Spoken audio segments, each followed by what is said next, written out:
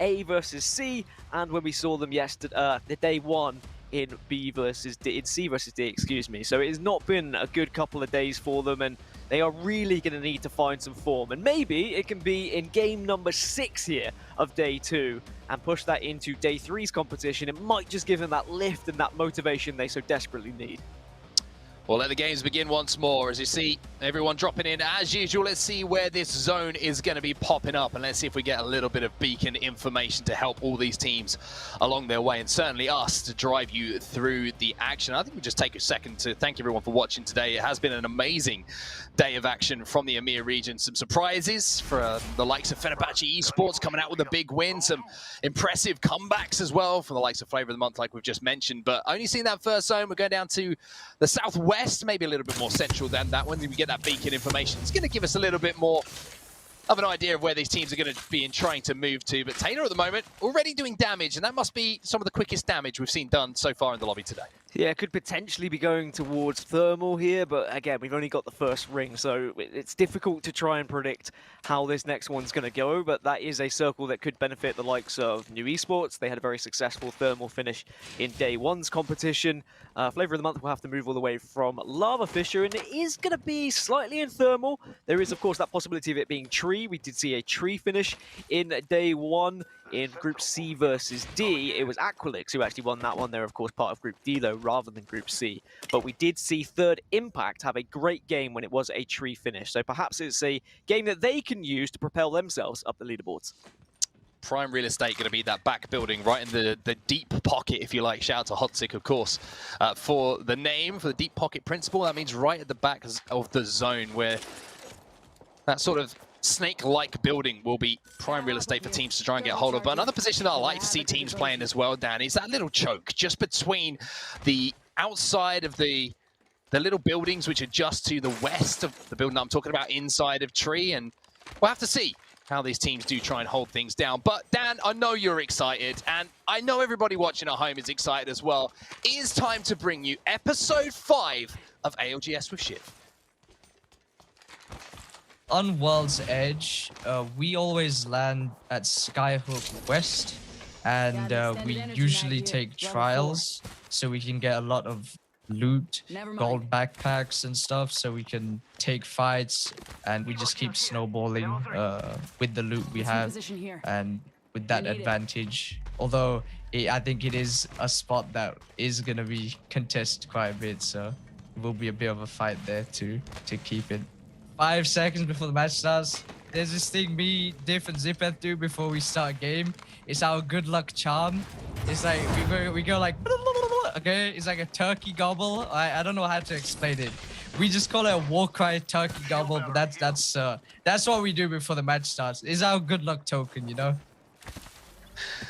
I don't know how to transition back into the game, I'm going to be honest with you. I think the only thing to do, Dan, is just to go... All I'll say, the only thing you can do, right? All I'll say is if you're Fenerbahce and you're a team full of Turkish players, just be scared of solo queue goats and their turkey gobble, because that seems to be the way they get motivated for a game, and maybe they'll gobble some Turkish players as well. But it's always great to hear from Shiv, and they do add a little bit of entertainment, do the boys over on solo queue goats. But for now, Gambit are trying to position themselves and trying to take out some teams who are trying to fly in and take trade tracks right now. Shots being exchanged between them and 303 Esports, two teams that we've seen in a final circle, in a final battle, we should say, a little bit earlier on in game number 2, where 303 did manage to take that win just to the south of Survey Camp. So those two teams very familiar with each other, and I'm sure that Gambit will be showing them some respect, even though in that 2v3 they almost managed to get the upper hand and get the advantage. But speaking of pre-game rituals, something we do as well, Dan, you know, we give it a bit of a woo before we get into the game. I know that, shout out to Bravo as well, we give each other an unnecessarily hard fist bump. All of these things, it just gets you fired up, it gets you focused, Dan. I mean, I've been enjoying home broadcasts because I don't get you viciously slapping me on the back before every cast. So, you know, it's one of the benefits. It's rumours. Cannot be confirmed if that's true or not. I think it's definitely true. Well, top dogs then. One of those teams maybe who do need a big point game here, is they're going to be positioned very well just outside of thermal station, actually in the station kind of building itself, and they're going to be very comfortable for the next couple of rings. They're going to just be firing out, looking to third-party any fights that try and break out on teams rotating through. You can see in the kill feed, though, TI having a little bit of a problem here. Ziki has gone down, and you can see at the moment that it looks like they're getting pushed extremely hard at the moment. And Ballon not only getting shot from the team behind, but in front as well. He's down to pretty much 0 HP, and this is not the kind of way you want to end the day now if you're Third Impact. No, and I said Third Impact might have a good game here because they should be able to rotate to this circle comfortably, but Ballon goes down as well, and now it's just Jazaz. We did just see Jazaz rat out to, I think, a top 6 finish in the previous game after they had a little scuffle and they got caught between a rock and a hard place. But this would be a very elongated rat mode initiated indeed. You are the Loba, you can teleport, and that's going to be great, but you are going to be hunted right now. It is potentially free KP for the team that's just picked up your 2. They'll know you're on your own. Yes, you can teleport away, but are you going to get an Octane chasing you, for example? Got to be very, very careful with every step you take now by Jazaz. Yeah, and this could be one of those games where if you can put 2-3 points on the board, then all of a sudden you might be able to qualify for grand finals. That could be the difference, but right now, those points are not going to be coming in the final game of the second day of groups. TI eliminated first in the lobby, and I tell you what, Dan, there seems to be a few more early fights breaking out here. I think some teams have recognized that maybe this is the time to step on the accelerator. Yeah, maybe they've been giving too much respect to everyone else in the lobby, and potentially we've seen a couple of contested POIs from the drop, and especially an opportunity for third parties anyway. We had episode 5 of Shiv earlier, but we also have a listen-in right now. Let's see how they do with this engagement.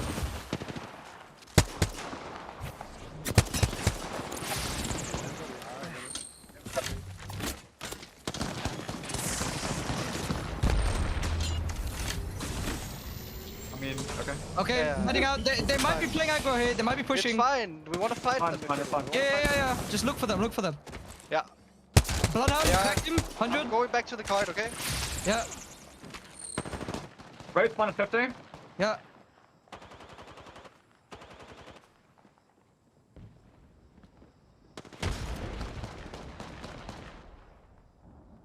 Stop shooting me in the back from 90. You're so annoying. They're not even in zone. And then We're going like back to balloon. All the way back. Enemy over there.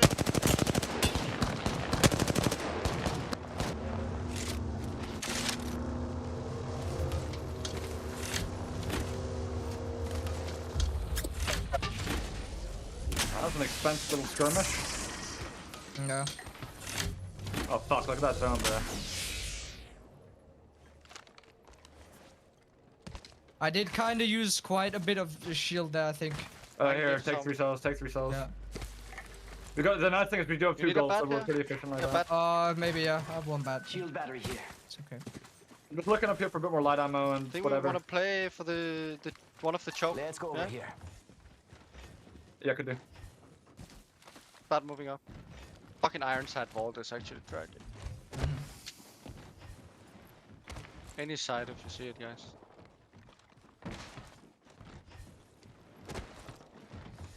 So we didn't hear too much really there from Solo Q Goats as they were in that engagement, and maybe a little bit of a missed opportunity. It was ATK who were on the other side of it and kind of really almost stuck between a literal rock and a hard place there. One of those sides being the rock itself and the other being the zone closing behind them, and managing to escape there. Maybe a couple of KPs slipping through the fingers of Solo Q Goats. Yeah, and you heard what they said as well, an expensive skirmish, having to use quite a lot of shields, quite a lot of ammo, and having to kind of dish out those shield cells afterwards just to ensure that they all had something to work with. They may have to get into a fight and actually win a fight to ensure they've got some resources for later in the game. That could prove to be a very costly engagement that they didn't actually come out on top on.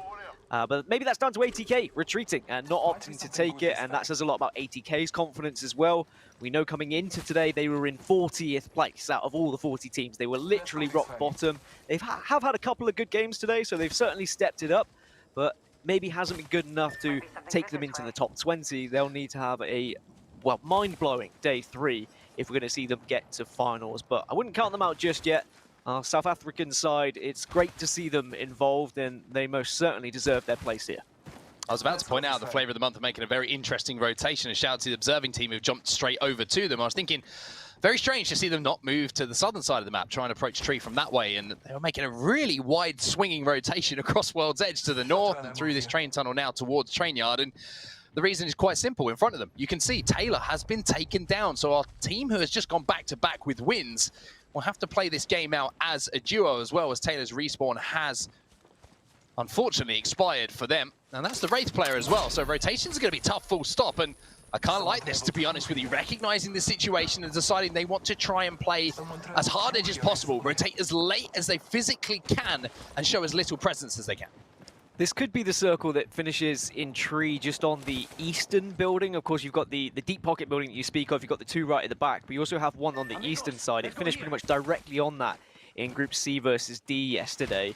And holding that position in general, yes, okay, you've got the low ground, but you've got so much building to work with, a lot of cover, and it's very difficult for teams to push in on you. The only thing is if it does fall back to that deep pocket, it doesn't happen too many times, but it is going to happen occasionally, you've got to then go up. And that is very difficult. You're going to have teams with a lot of head glitches on you. It's not going to be comfortable. Okay, if you've got something like a Valkyrie, if you've got something like an Octane, you might be able to just bust in on someone, but still, you might get railed out of the air.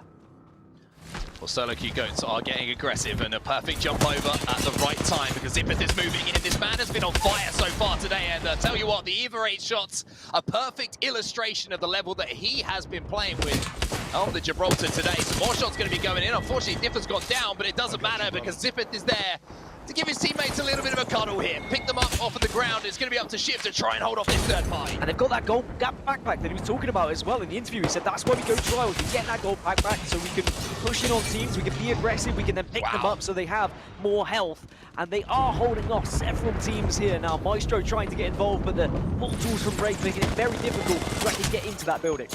I tell you what, Maestro were taking all sorts of damage from that defensive bombardment, but now it's going to be solo queue goats on the back foot again. The smoke is going to come out from Shiv, which might just buy them enough time to get the batteries off. One of the massive advantages here of playing Bangalore is you can shield those lines of sight for the teams trying to push into you. And look at this, the defensive plays coming in now from solo queue goats are absolutely superb. They've managed to hold off not just one team, but 2 or 3 in the area and managed to get back to full health.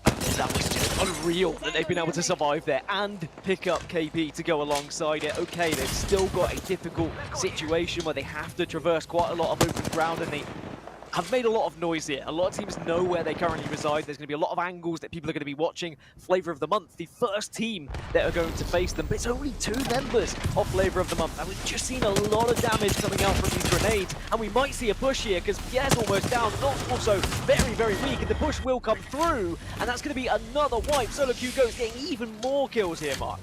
Solo queue goats doing such a amazing job, back against the wall in so many situations, and we've just seen the perfect example of the power of Bangalore. Managed to smoke off Flavor of the Month and managed to smoke off the first team to stop the third party, give them time to reset, and now they've picked up all of those kills. Unfortunately for Flavor of the Month, it won't be back to back to back, it's just a 2-peat in our final couple of games.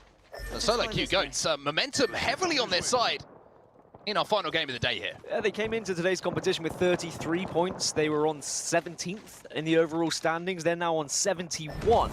That would have propelled them quite high throughout the leaderboards, perhaps even into the top 10 overall, depending on how everything's going in groups B versus D, but certainly putting themselves in prime position in day number 3 to get to finals. You can see that circle has paused, and oh my goodness, we talked about discussing circles. That is not going to be a comfortable one. You've got to predict 50-50. Valkyrie does help, but it's certainly not going to be fun, as there's going to be another wipe, this time underrated, getting involved, and they do have that Valkyrie we spoke of. Initial damage being done by the Revenant, and now moving in to clean up those kills. And speaking of redeployers, here is one from Shex, Will, and Andy, moving their way into Tree now and trying to find a little place that they can set up residence for a few moments. And he's going to have to back up here, and his teammate is going to fall in the meantime, and it's again, the perfect example of the highs and lows of Valkyrie. Allows you to rotate in, but it's a little bit of a risky rotate because there's going to be so many teams still alive. But Gambit are starting to appear in the kill feed as well, and I think it's actually Gambit who are doing the damage here, and we're going to see the bow check in the hands of Leogri as well. Leogri hitting some shots there, even after the nerf. It can do some serious damage. Got to avoid that grenade. Almost goes down, just about stays alive. And this was the building I was speaking of that I thought would be prime position, but with that pull, that is going to make it a difficult way out here for Gambit. And the trouble is, Mark, both sides of this kind of big old rock that's in between them, there are finishes on both sides. There's a finish on the side of the thermal kind of train stop, and there's also a finish right on the eastern side here of Tree. So this is going to be a difficult time for those teams who don't have a Valkyrie, who really have to hedge their bets on where they think it's going. It would suggest it's going to be kind of the eastern side of this rock that you see rather than the western side of thermal, but you never really know. It's called a mountain. That's the one. I know you were desperately Big searching rock. for it. Big rock will do.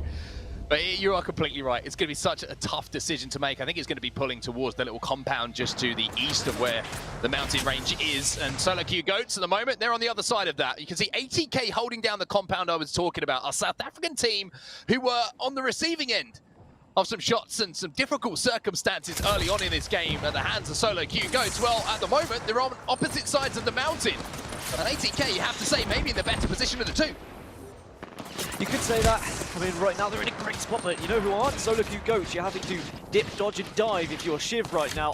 And they are going to be able to get up to full health thanks to the Gibby bubble, but where do they go from here? You've got to utilize the bang smokes, but this is one of the difficult situations about maybe not having a Wraith, not being able to support with your entire team. Might have to go for a bounce pad, get that down on the floor, and just hope for the best, but very difficult when you're in a lobby like this of people who can hit shots even when you're flying through the air. This might be helpful for them, though, because Team Legion is moving in and putting some shots down onto top dogs who are inside of the train station compound. And you can see it now. It's allowed Solo Q Goats to rotate away. This is massive for them. However, they only rotated for a few moments because there is multiple teams in the area who are putting down shots onto them. But somehow they managed to get another Gimme bubble. And somehow they've managed to survive for now. From bubble to bubble, from loot box to loot box, anything that they can pick up, the scraps that are across the battlefield right now are helping Solo Q Goats slowly and surely move their way in. But for how long can this go on? This is not going to be comfortable for them. You've got to win a big engagement here against the Fenerbahce players.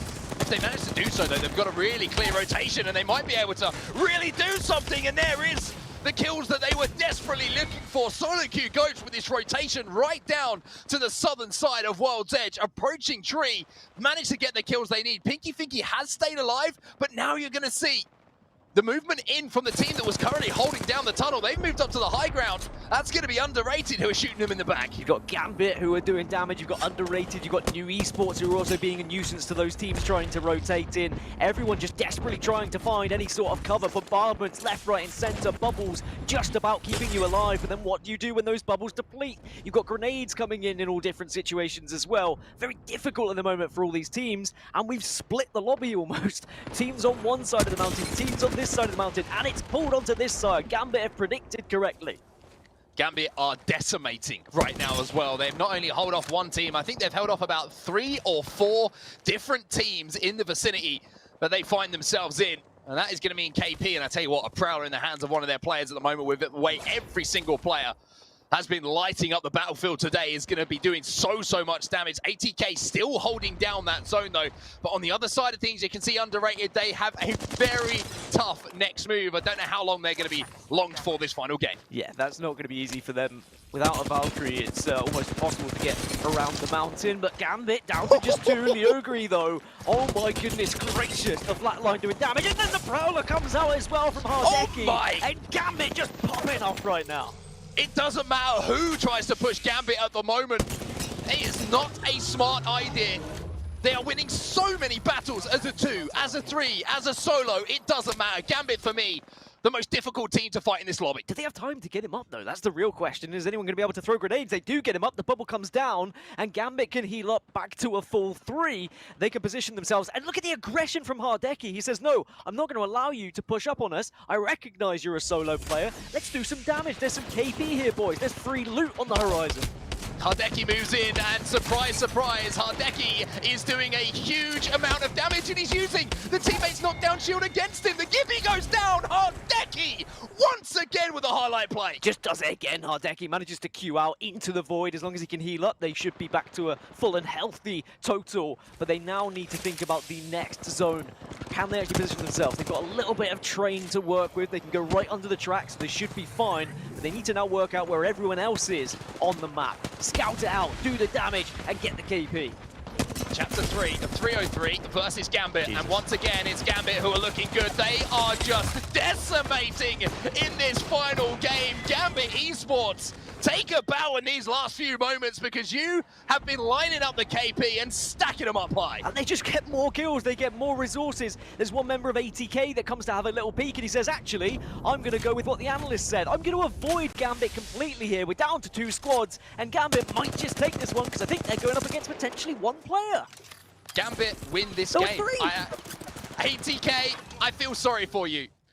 Amazing team, but you have to say, with the way that Gambit have just played the last few moments, surely they have to take this home. However, easier said than done. Gambit still with the 3v3 situation to try and negotiate themselves, but look at this angle now from Liogri. He does the damage, now he's going to be moving in. Gambit on the move. Gambit on the move indeed, they've down 1, they've down 2, they down 3, and what have we just seen from Gambit Unbelievable. Esports as they pick up